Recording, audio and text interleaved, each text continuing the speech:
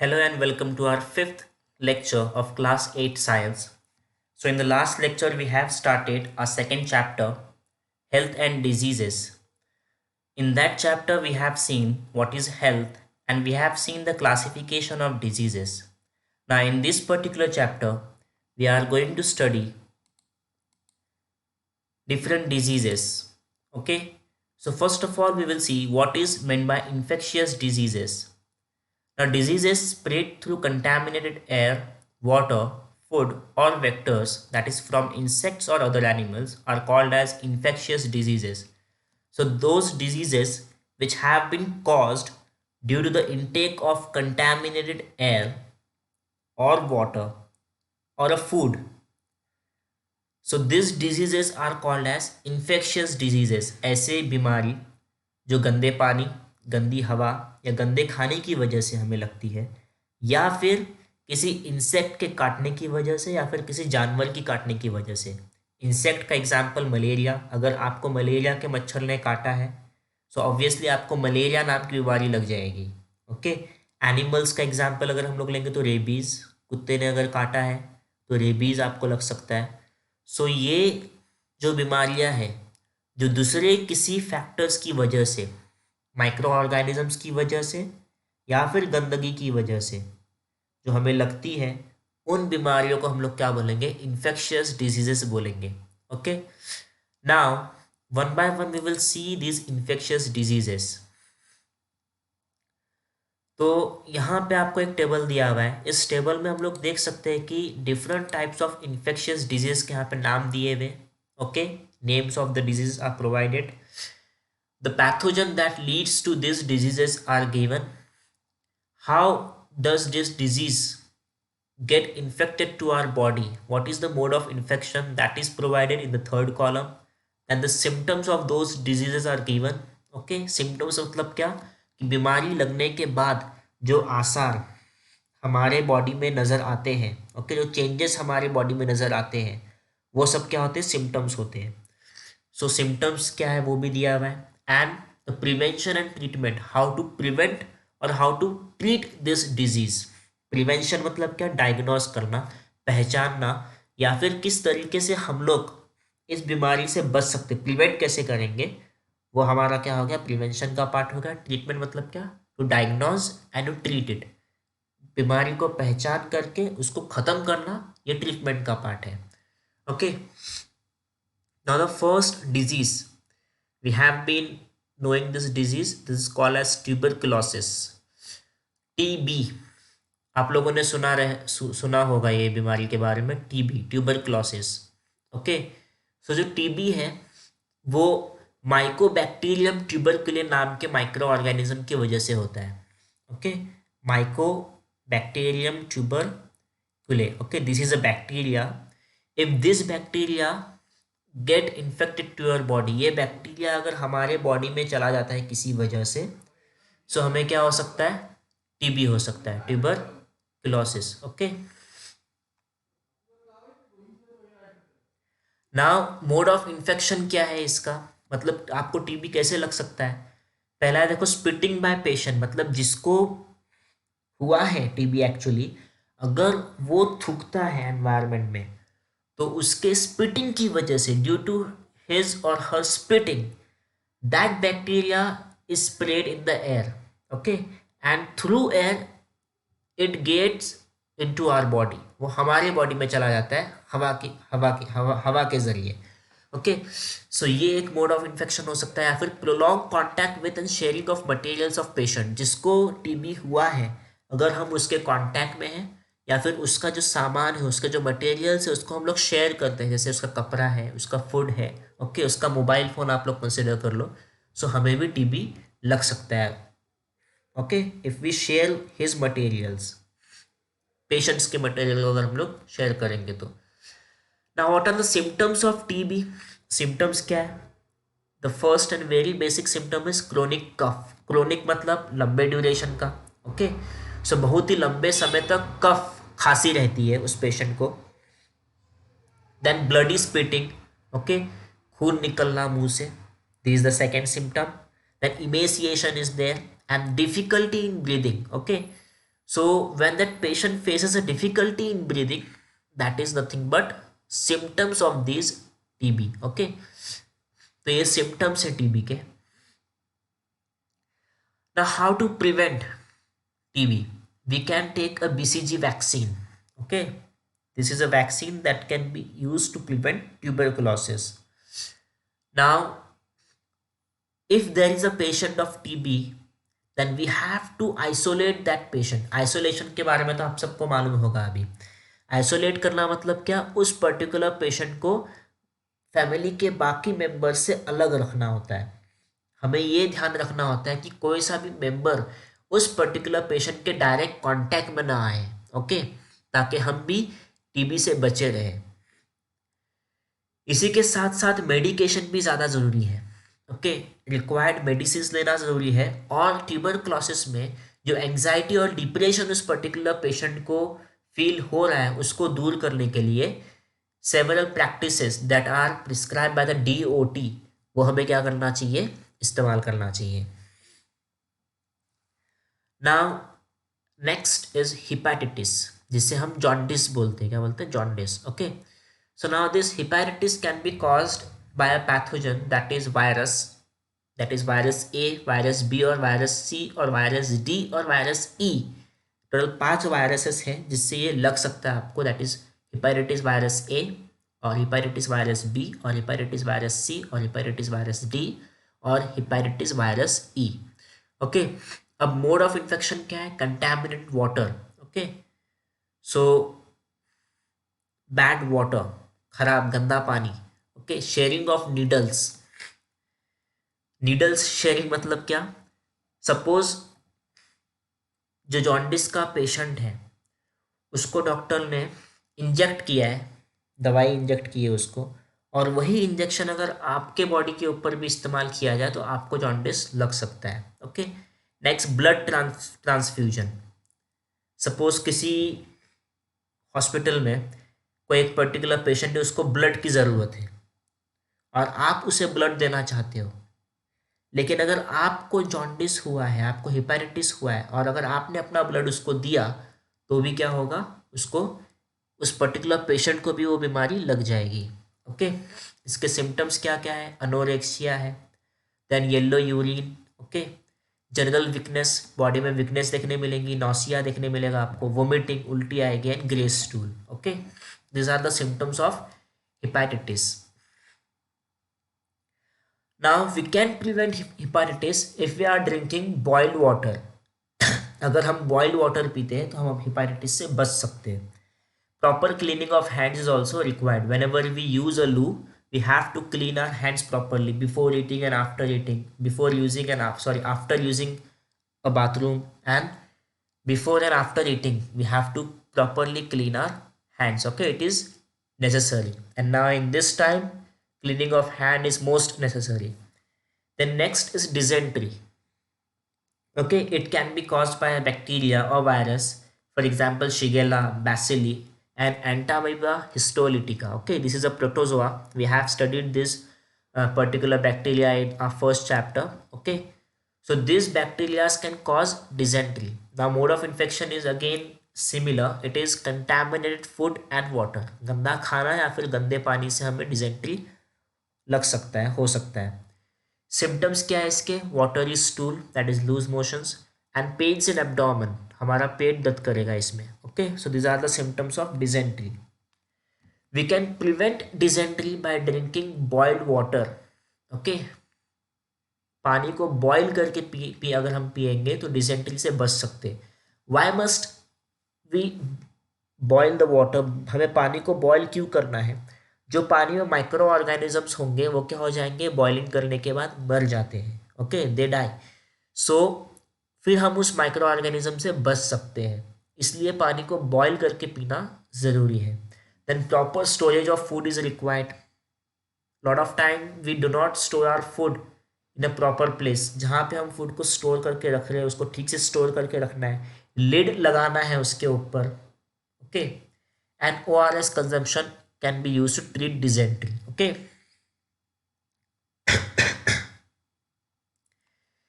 now next is cholera. Now it is caused by a pathogen called as Vibrio chlore. It is a bacteria named Vibrio chlore. This causes cholera in our body. What are the mode of infection? It is again same, contaminated food and water. Okay. Symptoms are vomiting, severe diarrhea.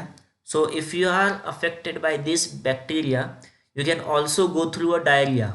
Okay, diarrhea is again a disease. Okay. Now and cramps in legs. हमारे पैरों में cramp आ सकते हैं. These are the symptoms of cholera. Prevention कैसे कर सकते हैं? We have to follow the hygienic practices. We have to wash our hands before and after eating. Okay, we have to wash our hands when we use a bathroom. Okay, then we have to avoid open place food. Now those food stalls which are on the street, many times we have seen that these food stalls does not follow the hygienic practices. Their food is kept open. Okay, उनका जो वड़ा पाव समोसा जो भी रहता है वो खुले में रखा हुआ रहता है. बहुत बार हमने देखे ये, बहुत बार ये भी ऑब्जर्व किया गया है कि उनका जो वो फूड आइटम बनाने का जो प्रोसेस है वो सही नहीं होता. ओके, सो उस वजह से अगर हम वो कंटेमिनेटेड फूड खाएंगे तो हमें क्या हो सकता है? बीमारी लग सकती है. Okay, so we have to avoid that. Then drinking boiled water and vaccination against cholera is the treatment. अगर कोलेरा हुआ है या फिर कोलेरा से बचना है तो हम वैक्सीनेशन ले सकते हैं. Now next is typhoid. Typhoid भी हम लोग ने बहुत बार सुना है, सबको मालूम है टाइफॉइड क्या होता है, सिम्टम्स क्या है वो हमें मालूम है. देखो, जो टाइफॉइड है वो एक बैक्टीरिया की वजह से हो सकता है. अगर वो बैक्टीरिया हमारे बॉडी में एंटर करेगा तो हमें टाइफॉइड हो जाएगा. Now, what is that bacteria? It is Salmonella typhi. What is the name of that bacteria? Salmonella typhi. Okay. Mode of infection क्या है? Contaminated food and water. गंदा खाना या फिर गंदे पानी से हमें लग सकता है वो. Symptoms क्या है उसके? Anorexia है, headache है, rash on abdomen. Okay. Dysentery हो सकती है. अगर टाइफॉइड लगा है तो उसके साथ साथ डिजेंट्री भी हमें हो सकता है. Okay, and fever up to 104 degree Fahrenheit. 104 degree का बुखार होता है टाइफॉइड लगने के बाद. Okay, so these are the symptoms of typhoid. Now how to prevent typhoid? We have to drink clean water. Okay, vaccination can be use to treat it, and proper disposal of sewage. जो हमारे जो हमारा kitchen waste है, okay, या फिर जो waste है हमारे बॉडी घर का, वो सब का प्रॉपर डिस्पोजल होना बहुत ज़रूरी है. ओके, अब गंदा पानी. पानी गंदा कब होता है? जब हम उसमें कोई दूसरा कचरा गंदा कुछ फेंकेंगे तब वो गंदा हो जाता है. तो वो हमें क्या करना है? प्रिवेंट करना है. हमें वाटर को गंदा होने से बचाना है. ओके, सो जो हमारा सीवेज है उसे हमें ठीक से डिस्पोज करना होगा. Okay, so this are the prevention for typhoid. Now we are going to discuss some important infectious diseases of present time. Okay, so first is dengue. Now what is dengue? We know it. It is caused by a mosquito. अगर एक मच्छर है जिसका नाम है Aedes aegypti. What is the name of that mosquito? Aedes aegypti. It is a scientific name. Okay, so ये जो Aedes aegypti है, अगर ये हमें काटता है, it bites us. So we can come in contact with this disease called as dengue. हमें dengue लग सकता है. ओके, सो देखो, different species of mosquitoes are responsible for spread of different diseases. देखो, डेंगू का मच्छर अलग होता है, उसके बाद मलेरिया का मच्छर अलग है, एलिफेंटियासिस के लिए मच्छर अलग है. सो अलग अलग स्पेसीज जो है ये मच्छरों का, ये अलग अलग मॉस्किटोज जो है, डिफरेंट टाइप्स ऑफ मॉस्किटोज, इनसे डिफरेंट टाइप्स ऑफ डिजीज हमें लग सकते हैं. ओके, अब डेंगू क्यों फैलता है या फिर डेंगू के मच्छर बढ़ते कैसे हैं सराउंडिंग में? Because they lay the eggs in water logged places and there by their population increases. ऐसी जगह जहाँ पर पानी जमा हो गया है और वो जो पानी है जहाँ पर उस जगह में, उस पानी में वो लोग अपने अंडे डालते हैं. ओके, और उनकी पॉपुलेशन फिर क्या होती है? बढ़ती जाती है इस वजह से. सो डेंगू जो है वो फैलता है due to a mosquito called as aedes अजिप्टी।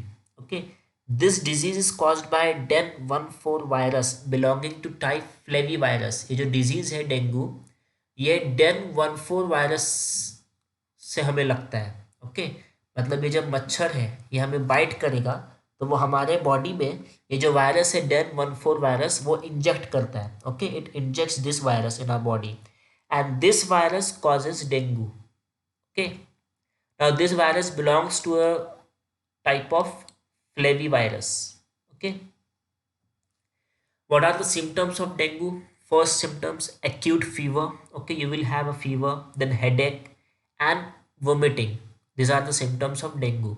Then pain in eye socket is a prominent symptom. हमारे आंखों में दर्द होगा। Okay, so this is a prominent symptom of dengue. Third is decrease in platelet count.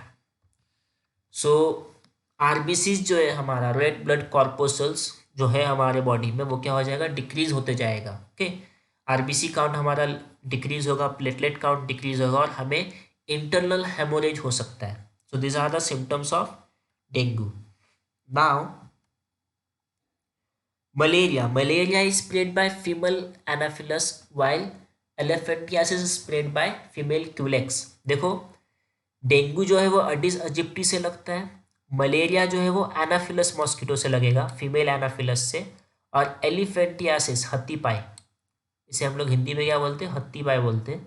So it is caused by female Culex नाम के मच्छर से लगता है। Okay, so here you can see this is a female culex. When it bites us, then it injects some virus in our body and that virus chokes the flow of blood. Okay, जो हमारा blood का flow है हमारे पैरों में या फिर जहाँ पे ये हमें बाइट करेगा वहाँ पर उसको वो बंद कर देता है, पूरी तरीके से रोक देता है, और जो वाटर है हमारे बॉडी का वो वहाँ पे एक्सपांड होने लगता है। Okay, so you can see this figure. Okay, this happens due to this female Culex, elephantiasis नाम की बीमारी है ये।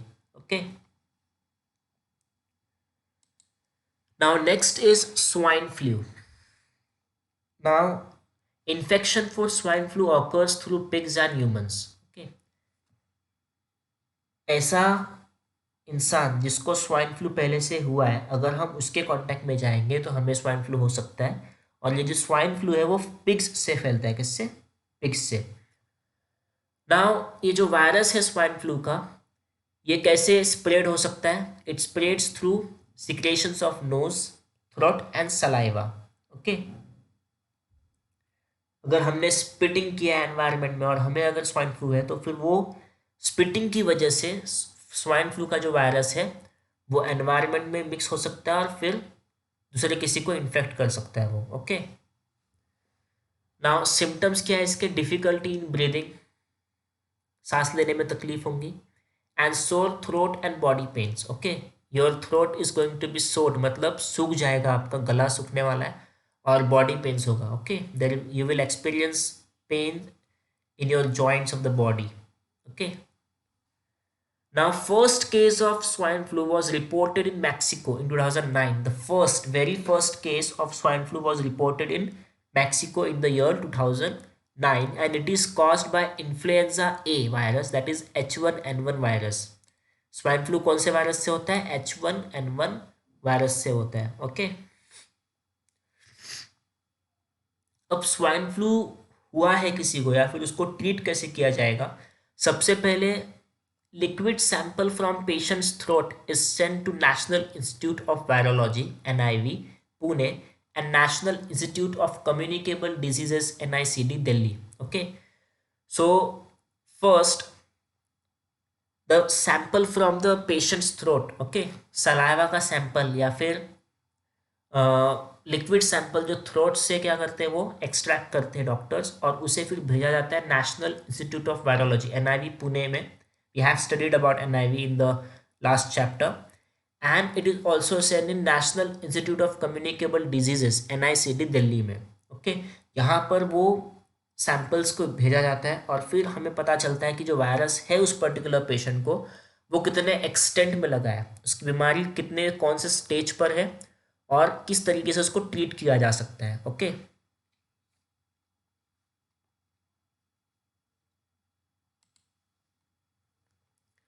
Now next is AIDS. Now the full form of AIDS, acquired immunodeficiency syndrome.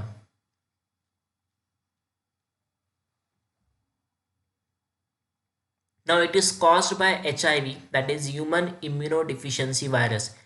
Ads जो है वो HIV वायरस से होता है, ह्यूमन इम्यूनोडिफिशियंसी वायरस से। In this disease victims suffer from various diseases due to progressive weakening of natural immunity. ये disease में होता क्या एक्चुअली, जो हमारे बॉडी का इम्यून सिस्टम है वो वीक होने लगता है। ओके, सो हमारे बॉडी की जो एबिलिटी है दूसरे डिजीज से बचने की या फिर लड़ने की, ये जो एबिलिटी है उस एबिलिटी को ही ये वायरस ख़त्म कर देता है। और इस वजह से अलग अलग जो बीमारियां हैं वो हमें आसानी से लग जाती है। ओके, और वो हमारे लिए घातक साबित होती है। This becomes fatal for us. Okay, now to diagnose this AIDS, to find whether we have this virus inside our body or not, a test is used and that test is ELISA test. Okay, ये पता लगाने के लिए कि आपको ads है या नहीं एक टेस्ट करना पड़ता है, और वो टेस्ट क्या है, एलिसा टेस्ट है। Okay, now symptoms of this disease is person specific. Okay, depends on the person, क्योंकि ये आपकी इम्यूनिटी को वीक कर देती है, तो आपको कौन सी बीमारी लगेगी वो उस पर्सन के ऊपर ही डिपेंड करता है। ओके, सो अलग अलग बीमारियां लग सकती है अलग अलग लोगों को। सिम्टम्स इसके आसानी से समझ में नहीं आते एड्स के, और बहुत समय के बाद हमें पता चलता है कि एड्स हुआ है कि नहीं हुआ है। मतलब जो सिम्टम्स है हमारे वो बहुत लंबे टाइम के बाद समझ में आएंगे। So AIDS do not occur due to touching and sharing of food with HIV infected person और by nursing the HIV patient. देखो जो एड्स है, जिसको किसी सपोज कोई एड्स का पेशेंट है हमारे सामने, HIV पेशेंट है, तो उससे अगर हम लोग बात करते हैं, हाथ विथ मिलाते हैं, गले मिलते हैं, या फिर उसके साथ बैठ के खाना खाते हैं, तो उससे हमें HIV नहीं लगने वाला है, ये हमें ध्यान रखना है। ओके, या फिर हम HIV पेशेंट का ध्यान रख रहे हैं, we are nursing that particular patient, then also we are not going to affected or infected by that virus. Okay, for that reason our behavior with HIV infected person must be normal. We must behave with HIV patient normally. Okay, similarly as we behave with other healthy persons, we must behave in the same manner with the HIV infected person. Okay, now the first case of HIV was reported in an African species of monkeys. Okay, according to the National AIDS Control Program and UNAIDS.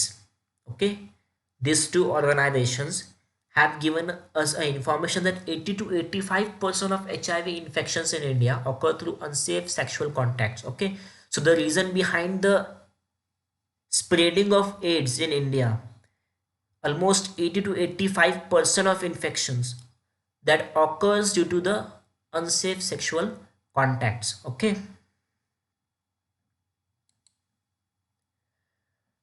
now the next is rabies.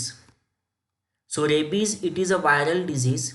It occurs due to bite of dog, rabbit, monkey, cat, etc. ये जो rabies है वो जानवरों के काटने की वजह से होता है हमें, और ये एक वायरल डिजीज है। Okay, dog bite, rabbit bite, monkey bite या फिर कैट बाइट से हमें रेबीज लग सकता है। इसमें होता क्या है कि जो वायरस है वो हमारे ब्रेन में एंटर कर जाता है। Okay, this virus enters the brain via neurons. So हमारे जो नस है, न्यूरॉन्स है, उनसे वो उनके ज़रिए हमारे ब्रेन तक वो पहुंचता है ये virus. Now rabies is a fatal disease. Fatal disease मतलब क्या, it is life taking disease, इससे आपकी जान जा सकती है रेबीज से।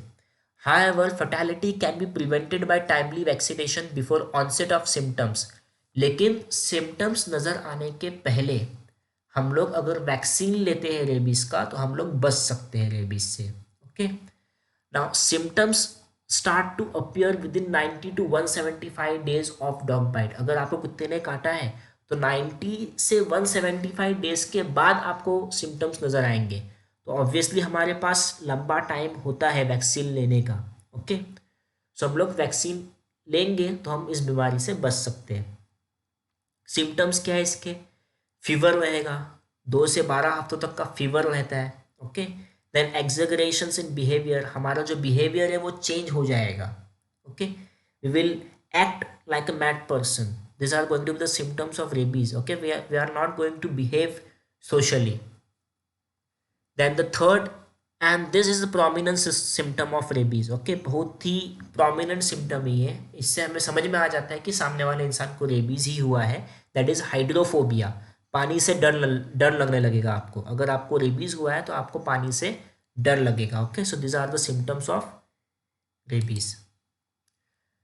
Now your homework for today's lecture is you have to write a note on हु, ओके। हमें आपको नोट लिखना है हु के ऊपर। हु मतलब क्या? वर्ल्ड हेल्थ ऑर्गेनाइजेशन, इसके ऊपर आपको नोट लिखना है। ये एक ऑर्गेनाइजेशन है जो डिफरेंट डिजीजेस को मॉनिटर करती है और मदद करती है बाकी सभी देशों को डिजीज से लड़ने के लिए, गाइडलाइंस प्रोवाइड करती है, okay. So you have to write a note on this particular organisation, World Health organisation.